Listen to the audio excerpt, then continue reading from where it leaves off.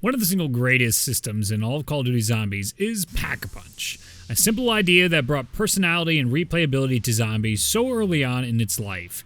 The quickest way to upgrade your firepower while a catchy western jingle hums along. Pack-a-Punch was a stunning innovation in Call of Duty Zombies in 2009, but how did it evolve over the years? Has Pack-a-Punch remained the game-changing innovation of 2009, or has it become a stale echo of its former glory? I want to talk about this and more on this week's episode of The Mainframe.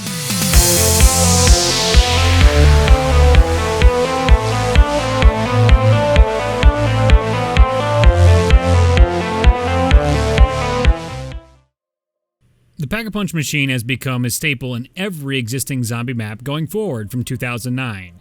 Every other developer had to have their own version of Pack-a-Punch in their games because the system is essential to the life of the mode. Call of Duty Zombies, at its core, is about starting with nothing at round 1 to eventually building yourself up to have everything by a future round. In order to survive to higher rounds or to fend off the increasing difficulty of monsters being thrown at a player, there needs to be a weapon upgrade system. Slowly, weapons go from efficient killing machines to useless paperweights as the player treks through the rounds in a single game of zombies. After Knock and Varrock, Treyarch saw a problem. That players had no way to deal with the increasing difficulty of waves in zombies without relying on the newly implemented traps. To try to stimulate gameplay, the Wunderwaffe was introduced in Shin Onuma. A beloved electricity weapon utilizing chain lightning helped players reach unbelievably high rounds like never before, but the Wunderwaffe became the primary focus of gameplay players with the aid of the Flogger trap. So what was the next step for gameplay? Take away the traps? Take away the wonder weapons? Force players to survive with a restricted weapon selection? No. Treyarch added Pack-a-Punch, a weapon upgrade system that blew players' minds on launch. I, like many others, were rushing to see what weapons we could Pack-a-Punch to see what new effects the guns would hold. With a sleek chromatic camo reskin and altered audio, the weapons felt new and improved despite it being the same exact 3D model I was holding seconds before I slapped it into the Pack-a-Punch machine. The key to our excitement was the minor alterations to gameplay. The weapon became stronger but functioned in new ways. The carbine became automatic, the M1911 shot explosive rounds, the flamethrower had better cooldown times, and the Wunderwaffe chained more zombies. Every weapon was exciting to Pack-a-Punch because it was changing how the players played the game. In essence, it took the number of ways to play with the weapons and doubled them. Unfortunately, this trend would not continue over the next 10 years. Pack-a-Punch would experiment, but never take the next step as it did in World at War. BO1 dabbled with weapon-specific attachments, which was cool. BO2 allowed for double Pack-a-Punch to cycle through attachments, a little less cool. Black Ops 3 gave elemental Pack-a-Punch, at first super cool. And Black Ops 4 decided you needed to Pack-a-Punch a gun 4 times over to get it to function as it used to in World at War, and it carried over the mechanics of BO3's Pack-a-Punch. I want to dig into the evolution of Pack-a-Punch to show a possible dissidence between the gun upgrade machine in later installments compared to the first. Let's compare the extremes. It will give us a much easier picture to look at. In World at War, a player Pack-a-Punched their weapon once, received a possible new functionality to the weapon, and was sent back into the fight. Inside Black Ops 4, players had to Pack-a-Punch their weapon an expensive 4 times to get their weapon to full power. Each Pack-a-Punch would give the player a special ability that the community typically referred to as Elemental Pack-a-Punch. These are abilities that allow normal weapons to deal massive damage to keep pace with wonder weapons. If you do not get your preferred Elemental Pack-a-Punch ability, then you would have to spend even more of your points repacking it to get your optimal setup or preferred loadout. So what? Black Ops 4 made a Pack-a-Punch machine more tedious. We've been over this before. You might say that to me. But wait! There's more. Weapons lost their identity over the years, just like perks did. In World at War, each weapon had an inappropriate name with special abilities attached to it. Each weapon felt thought out by the developers, even though they were just quick reskins of the normal weapons. By Black Ops 4, it didn't matter which weapon you were using. Each gun acted, sounded, and upgraded almost the exact same way. Many of the names were forgettable, or they were carried over from previous games. The erosion of weapons' identity started as the Call of Duty games went further into development. Weapons became unrecognizable in the shape and sound due to the made-up nature of the weapons. They were based on real weapons, but a disconnect exists between using an AK-47 in Call of Duty 4 and using a KN, for example, in Black Ops games later on. These futuristic weapons found their way into the weapon selection of the Zombies mode. The beloved Black Ops 3 Zombies, touted as the golden era of zombies, was the greatest killer to weapon identity with the introduction of Elemental Pack-a-Punch. The community had no idea how it was going to change the meta forever. By creating blanket abilities for weapons, it caused wonder weapons to be seen as a secondary or backup item instead of the main weapon to deal massive damage. Wonder weapons were relegated to get-out-of-jail-free cards in the past maps if something went wrong before specialists were introduced in Black Ops 4. When you pack-a-punched a Dingo LMG, it was a bad choice for high-round runs. Arguably, the Dingo was the best LMG in Zombies in Black Ops 3, but was a bad gun to upgrade because you couldn't buy ammo for it like any of the other wall weapons. The key to all weapons losing their importance was the availability of wall weapons' cheap ammo working in conjunction with the abilities given by Pack-a-Punch. It didn't matter if you were using the Vesper or Kuda if it had abilities. It was better than a Dingo with no ammo. What the player cared about was fireworks, dead wire, or blast furnace. Players were buying ammo off the wall to activate their new Pack-a-Punch abilities to kill hordes of zombies instead of using the weapons to do the job. Fundamentally, the idea of Elemental Pack-a-Punch is great. It's going to get players to use more normal weapons instead of focusing exclusively on wonder weapons, thus allowing more guns to be used. But the unintended consequence of Elemental Pack-a-Punch was all weapons became almost the same weapon, thus making the weapon selection shrink to 3 to 5 unique weapons, in contrast to World at War's Pack-a-Punch doubling the weapon selection by adding unique abilities to change how they function. Black Ops 3 took away almost all identity to the weapons, but allowed for high-round runs through Pack-a-Punch abilities. Treyarch would continue to implement this philosophy into Black Ops 4, which I think is why so many were not receptive to the many changes. There was an illusion of choice. Players had all these options to customize their game, but almost everything you changed still felt like you're playing the same way game to game. Players tried to articulate their cognitive dissonance toward the changes, but few were able to, if any at all. What BO4's implementation of weapons upgrades led to is a sandbox effect. Players have the same set of tools to try inside a bunch of different maps. They get to play with their tools the same way, but interact with their environments differently due to the map's changes. In the past, players had both the map and the tools available to the player, changing map to map. These are two distinctly different styles of play. So one possible explanation for players that adore Black Ops 4 Zombies is the statement that they enjoy having the same tools map to map. That is their playstyle, different than the many zombie players' playstyles of the past. One of my recurring frustrations with Pack-a-Punch over the years was how the mechanic never jumped to the next evolution like it had when it showed up only 4 maps into Zombies. Over 40 maps later between all 3 developers, and the weapon upgrade system is almost still the same. Another nitpick I have is weapons Pack-a-Punched sound almost the same, even game release to game release. Nothing was improving on the old concept exponentially. They were all minor little tweaks. There is an adage of don't fix what isn't broken, but the machine was changed game to game. Pack-a-Punch was altered so the expectation for improvement, I believe, is justified. It took the efforts of other studios to mess with the formula enough to try and push what Pack-a-Punch could be even a little. Exozombies had a horrible upgrade system of 20 times plus a 5 jump upgrade to the weapon for its final model.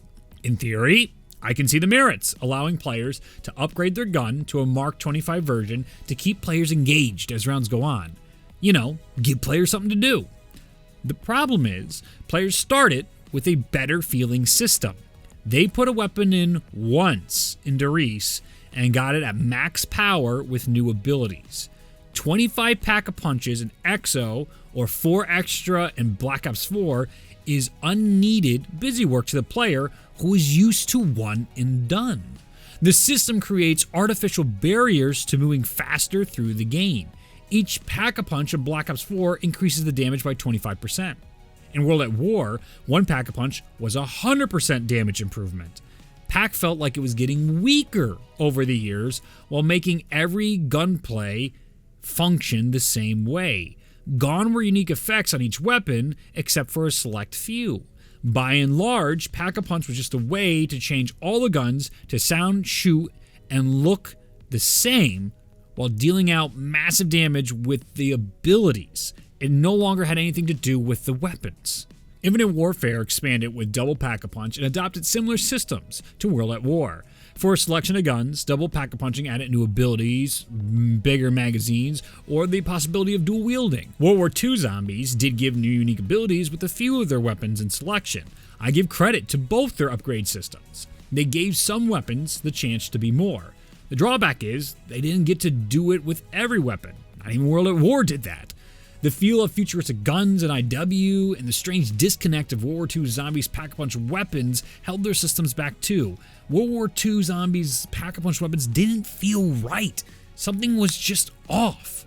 To further compound the disconnect, weapon kits or the armory are another symptom of the issues with Treyarch's implementation of weapon upgrades. Instead of players trying to build up what they have in game, the players are forced to grind to get the best attachments to later equip outside of gameplay. In theory, it is a great reward for players who play the game a lot. That acts as a progression system that allows players to modify their weapons to be better than when they started.